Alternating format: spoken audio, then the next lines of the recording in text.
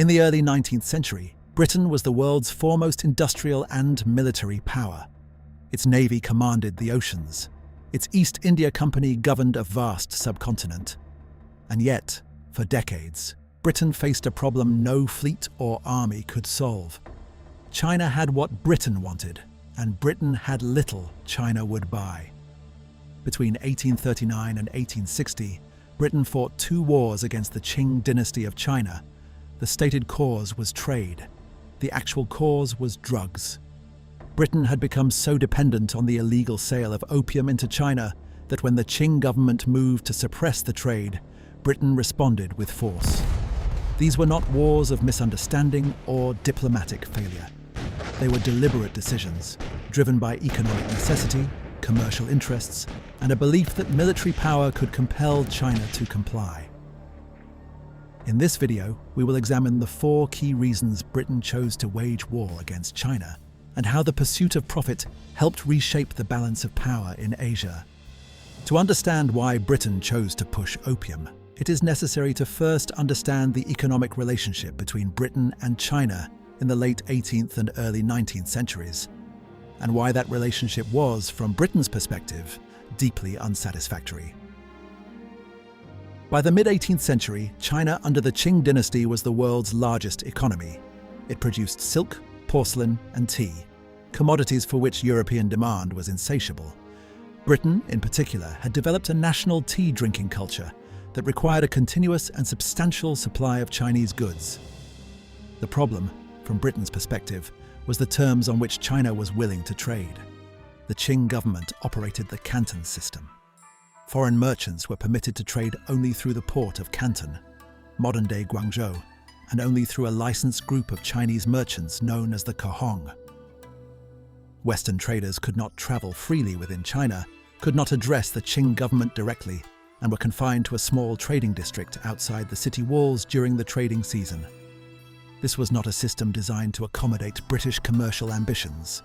It was a system designed to control, contain, and limit foreign access to China on Chinese terms.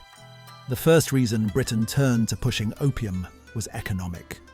Put simply, Britain faced a growing trade imbalance with China and needed a way to stop silver flowing east. In the late 18th century, European merchants had little that China wanted. This reality was made clear in 1793, when the Qing Emperor Qianlong responded to Lord Macartney's diplomatic mission. Writing to King George III, he declared that the Celestial Empire possessed all things in abundance and had no need for foreign manufactures. This was more than imperial arrogance. It reflected the reality of the trading relationship. China had little interest in British goods. Britain, however, had developed an enormous appetite for Chinese tea, silk, and porcelain. As demand grew, so too did the amount of silver Britain paid to Chinese merchants. Year after year, silver flowed out of the British economy and into Qing China. The imbalance became a serious concern. By the end of the 18th century, British imports from China had expanded dramatically while exports remained limited. The East India Company, which dominated Britain's trade with Asia, found itself paying vast sums in silver for goods that British consumers increasingly regarded as necessities. Finding a commodity that China would buy became one of the great commercial challenges of the age. If Britain could sell enough goods into China, the flow of silver could be reversed. Several possibilities were explored, but one product proved far more profitable than any other. That product was opium. If you are enjoying this video, please like and subscribe to the channel. It really helps 4-paragraph history reach more people interested in the stories behind the past. I'd also be interested to hear your view in the comments. Were the Opium Wars primarily about free trade, or were they simply wars fought to protect a highly profitable drug trade?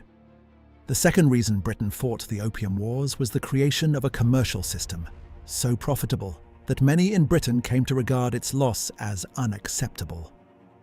Opium had been cultivated in India for centuries, but under the East India Company's rule in Bengal, its production became organized, expanded, and closely regulated. By the late 18th century, Indian opium, processed into a standardized form known as Patna opium, had become one of the company's most valuable commodities. The way it reached China was carefully designed. The East India Company could not openly sell opium in China without jeopardizing its official trading position. Instead, it auctioned the drug to private merchants in India.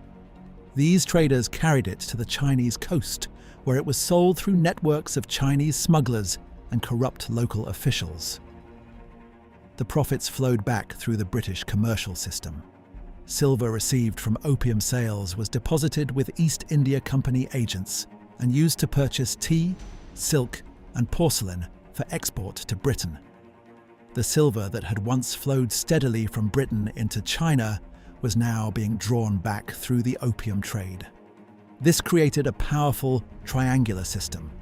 Indian opium entered China, Chinese silver flowed to India, and Indian revenues helped finance British power. By the 1820s and 1830s, it had become one of the most profitable trading networks in the world. For the East India Company, and for the British government, which benefited heavily from Indian revenues, the trade was far more than a source of profit. It had become a pillar of the imperial economy. By 1838, opium revenues accounted for roughly 1/6 of the income of British India. Any serious disruption threatened not only merchants' fortunes, but a significant source of funding for British rule itself. The Qing government had been trying to suppress the opium trade since 1729. Imperial officials repeatedly warned of growing addiction, corruption, and the drain of silver from the Chinese economy. By the 1830s, millions of Chinese were believed to be using the drug, and the flow of silver had dramatically reversed. China was now losing silver to pay for opium in much the same way Britain had once lost silver to pay for tea. This was the fundamental problem facing the Qing government. The trade was damaging China, but it had become enormously profitable for Britain.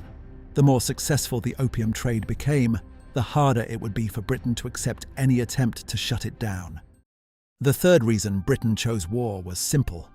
British leaders believed they could win quickly and at relatively little cost. The immediate spark came in 1839, when the Qing government finally decided that the opium trade could no longer be tolerated. Emperor Daoguang appointed the respected official Lin Zexu as imperial commissioner and sent him to Canton with orders to eradicate the trade. Lin moved aggressively. He demanded that foreign merchants surrender their opium stocks, placed trading factories under pressure, and ultimately confiscated more than 20,000 chests of opium. In June 1839, the seized drug was publicly destroyed at Human by mixing it with lime and salt before washing it into the sea. Lin also wrote directly to Queen Victoria, questioning how Britain could permit a trade abroad that it prohibited at home. For the Qing government, these actions were an attempt to enforce Chinese law and protect Chinese society from a growing addiction crisis. For many British merchants and politicians, however, the destruction of private property and the restriction of trade were viewed as unacceptable. The confrontation transformed a long-running commercial dispute into an international crisis and provided the immediate catalyst for war. But by the 1830s, the gap between British and Qing military power had become immense. Britain had emerged from the Industrial Revolution with modern shipbuilding, advanced artillery, and a professional military establishment capable of projecting force across the globe. Most importantly, it possessed a navy that was unmatched anywhere in the world. Among the vessels deployed to China was the Nemesis, an iron-hulled steamship commissioned in 1839. Unlike traditional sailing warships, it could move independently of the wind and operate in shallow coastal waters and river systems. It gave Britain a level of mobility and firepower that Qing forces struggled to counter. The Qing military had not undergone a comparable process of modernization.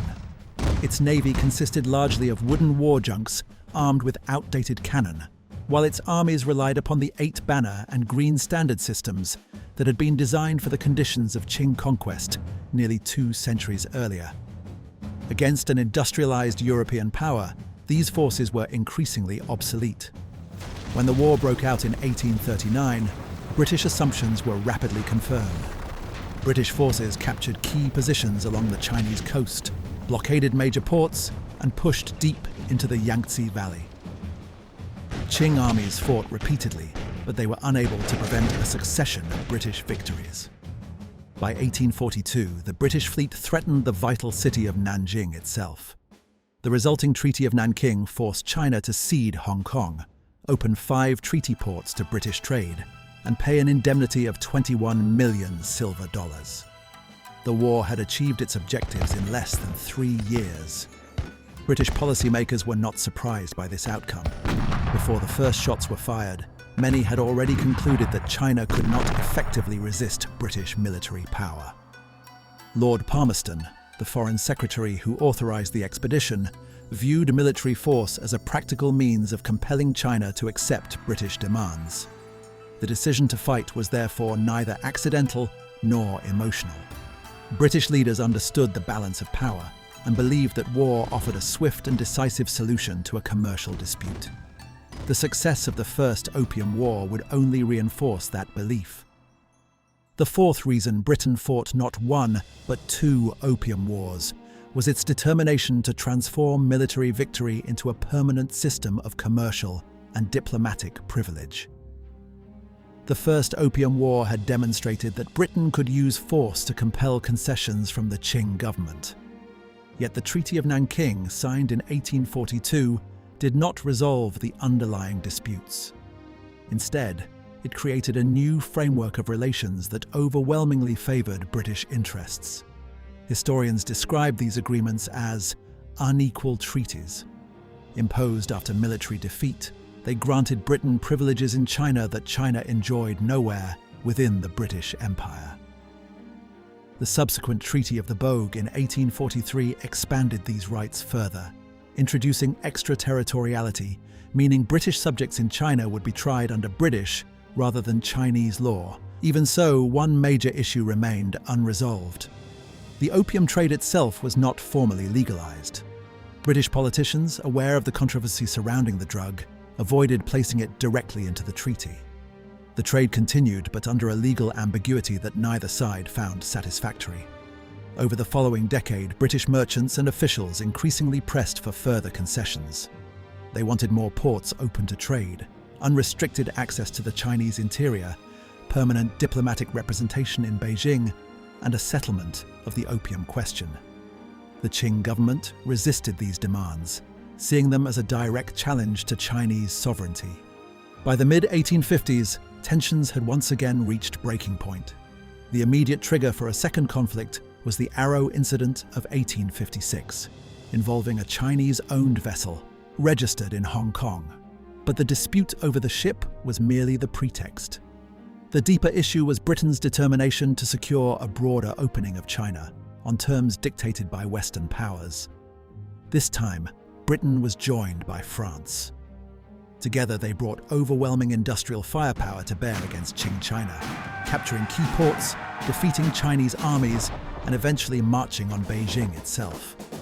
After defeating Qing resistance, they imposed the Treaty of Tientsin in 1858 and the Convention of Peking in 1860.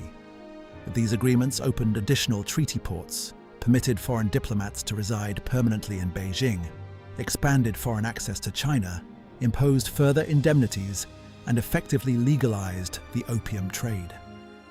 The Second Opium War completed what the First had begun. It was not fought simply to protect a profitable commodity or to avenge a diplomatic dispute. It was fought to secure a legal, commercial, and diplomatic order that placed foreign interests above Chinese sovereignty. In doing so, Britain transformed a trade conflict into a system of informal empire that would shape China's relationship with the West for decades to come. The Opium Wars were among the most deliberately calculated acts of British imperial policy in the 19th century. They were not accidents of history, nor the result of simple diplomatic misunderstandings. They emerged from the intersection of economic necessity, commercial profit, military power, and imperial ambition. First, Britain faced a persistent trade imbalance with China and needed a way to reverse the flow of silver leaving its empire. Second, the East India Company built a trading system so profitable and so important to the finances of British India that many policymakers considered its protection essential. Third, Britain possessed an overwhelming military advantage over the Qing Dynasty. The Industrial Revolution had created a gap in technology, firepower, and naval power that Chinese forces could not match. Fourth, Britain used victory in war to impose a new legal and diplomatic order on China and fought a second conflict to expand and secure that system. Together, these factors explain not only why the Opium Wars happened, but also why Britain was willing to fight two wars thousands of miles from home to impose its demands on China. The stated cause was trade. The actual cause was far more complex, a combination of profit, power, and the belief that military force could reshape the global economy. The consequences would be profound. For Britain, the wars secured commercial access and imperial prestige. For China, they marked the beginning of what later generations would remember as the century of humiliation. If you'd like to explore similar topics, be sure to check out my video on whether strategic bombing actually works in war, which examines another controversial example of governments using military force to achieve political objectives. Or, if ancient history is more your thing, watch my video on the fall of the Roman Republic, where we examine how political ambition, economic inequality, and military power combined to destroy one of history's most famous republics. Thank you for watching, and I'll see you in the next 4-paragraph history.